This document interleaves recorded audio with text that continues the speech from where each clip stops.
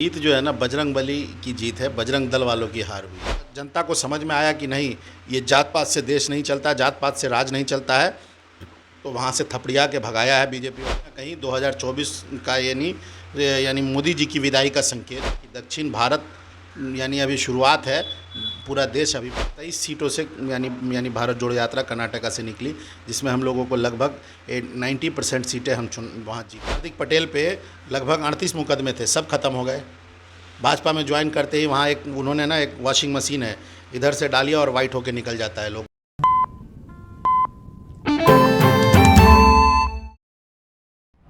नमस्कार, मैं तौहीद। स्वागत है आप सभी का बदलता हिंदुस्तान के फेसबुक पेज, यूट्यूब चैनल और हमारे वेब पोर्टल पर। हमारे साथ बात करने के लिए मौजूद है मधुबनी ज़िला के युवा कांग्रेस अध्यक्ष शाहिद हुसैन साहब।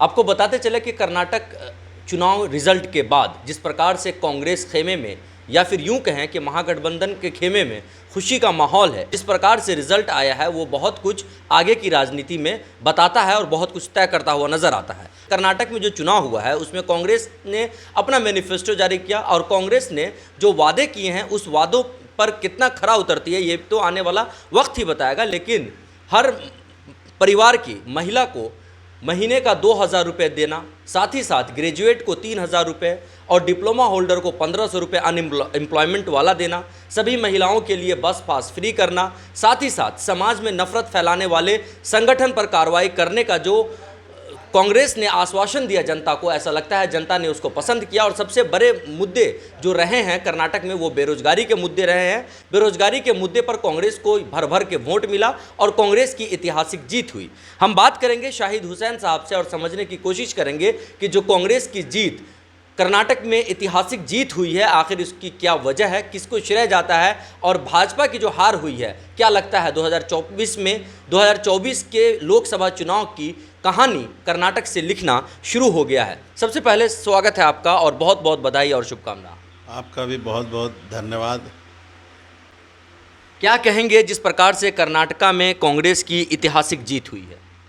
कर्नाटक की जनता की जीत है ये, और कर्नाटक की जनता को और वहाँ के कांग्रेस के कार्यकर्ताओं को और नेताओं को, डीके शिव कुमार जो प्रदेश अध्यक्ष हैं उनके नेतृत्व में ये चुनाव लड़ा गया, और उन तमाम लोगों को बधाई और शुभकामनाएं देंगे। और कल ही राहुल जी ने प्रेस कॉन्फ्रेंस करके जब प्रेस से वार्ता किया तो राहुल जी ने कहा कि ये कर्नाटक की जो सबसे पहली कैबिनेट की बैठक होगी उसी में जो उनके वादे हैं उन पे यानी अमली जावा पहनाया जाएगा।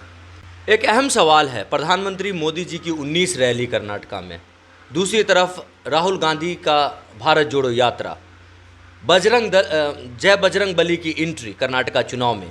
क्या कहेंगे भाजपा के हार की या कांग्रेस के जीत की बड़ी वजह क्या है? ये जीत जो है ना बजरंगबली की जीत है, बजरंग दल वालों की हार हुई है। बजरंगबली की जीत है और बजरंग दल वालों की हार हुई है। और एक मैसेज जो राहुल गांधी भारत जोड़ो यात्रा जो कन्याकुमारी से शुरू हुई उसको लेके चले, आपको रिज़ल्ट से भी पता चल रहा होगा कि 23 सीटों से यानी भारत जोड़ो यात्रा कर्नाटका से निकली, जिसमें हम लोगों को लगभग 90% सीटें हम वहाँ जीते हैं। तो इसका भी असर है। और एक ना एक दिन देखिए, किसी को बुड़बक बना के, बेवकूफ़ बना के एक दिन आप चुनाव जीत जाइएगा, 2 दिन चुनाव जीत जाइएगा, गलत कह के नहीं चलता है।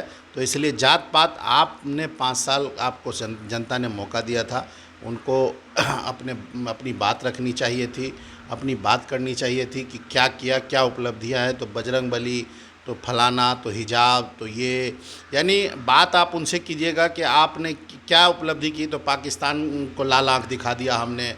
उनसे पूछिए कि आपने यानी क्या उपलब्धि, शिक्षा में क्या आपका बजट है, तो वो कहेंगे कि मैंने चाइना को यानी बैकफुट पे डाल दिया। यानी उनके पास जो आप उससे पूछिएगा कुछ, जवाब उनके पास कुछ और होता है।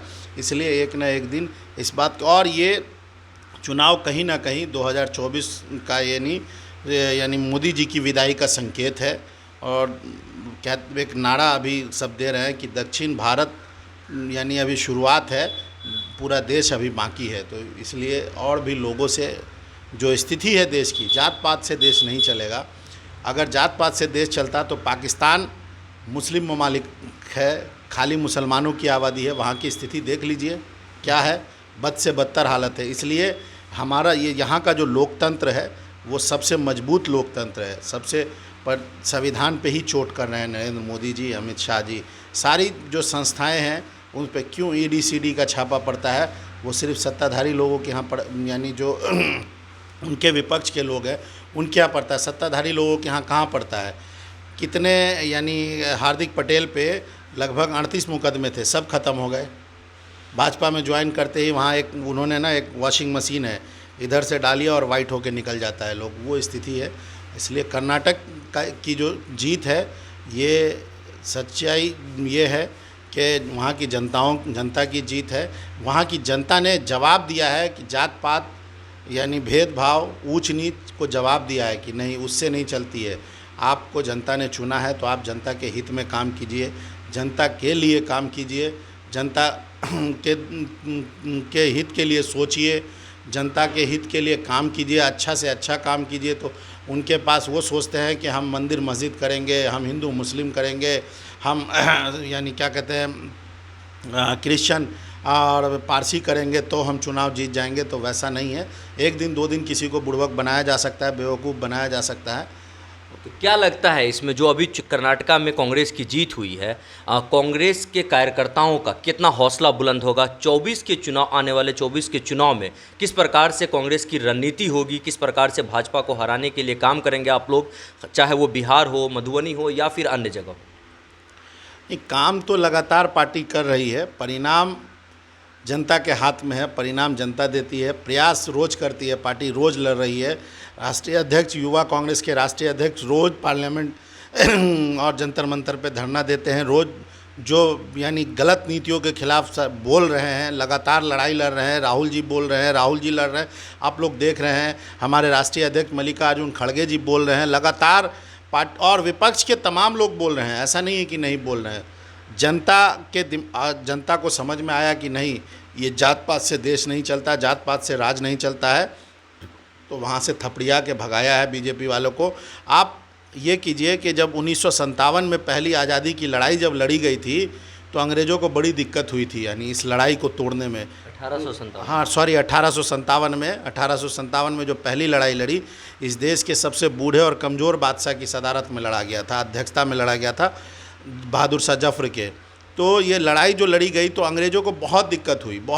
तो उन्होंने एक जांच कमेटी बैठाई। जांच कमेटी से ये आया कि यहाँ जो है ना, भारत में भावनात्मक रूप से हिंदू, मुस्लिम, सिख, ईसाई, अगड़ा पिछड़ा सब एक साथ है, तो उसको बहुत तोड़ने में दिक्कत हुई। तो उन्होंने डिवाइड एंड रूल, तो यही करती है भाजपा, अगड़े को पिछड़े से, ओबीसी को एससी से लड़ा के, मुस्लिम को हिंदू करके, क्रिश्चियन को उससे करके, पंजाबी को उससे करके, यानी इस तरीके की लड़ाई लड़वा के वो चाहती है कि हम राज कर लेंगे। तो ऐसा नहीं होगा। प्रधानमंत्री के शब्द ऐसे शब्द होते हैं कि सोचने पे मजबूर हो जाता है कि एक ऐसा प्रधानमंत्री इस तरीके की बात करेगा। प्रधानमंत्री के लिए शोभनीय नहीं है। अगर गली कूची का नेता अगर बोलता है तो चलता है। देश का प्रधानमंत्री है, पूरी दुनिया उसको देखती है, एक प्रतिष्ठित पद है उनका, और हमारे भी प्रधानमंत्री है वो। और इस तरीके की का शब्दों का बजरंगबली और फलाना ये सब करने की तो इसलिए कर्नाटक में जवाब मिला है कि बजरंगबली ने जवाब दिया है कि बजरंगबली की जीत हुई है, बजरंग दल वालों की हार हुई है। क्योंकि बजरंगबली ने ये नहीं कहा है कि आप हिंसा कीजिए, आप बांटिए लोगों को, ये नहीं कहा है। इसलिए इस देश की एकता और अखंडता को बचाने के लिए भाजपा को भगाना जरूरी है। तो आपने सुना शाहिद हुसैन को, जो कि मधुबनी ज़िला के युवा कांग्रेस अध्यक्ष हैं। कर्नाटक में कांग्रेस की हुई बड़ी जीत पर इन्होंने अपना पक्ष रखा। फिलहाल के लिए बस इतना ही। तमाम अपडेटेड खबरों के लिए देखते रहें बदलता हिंदुस्तान।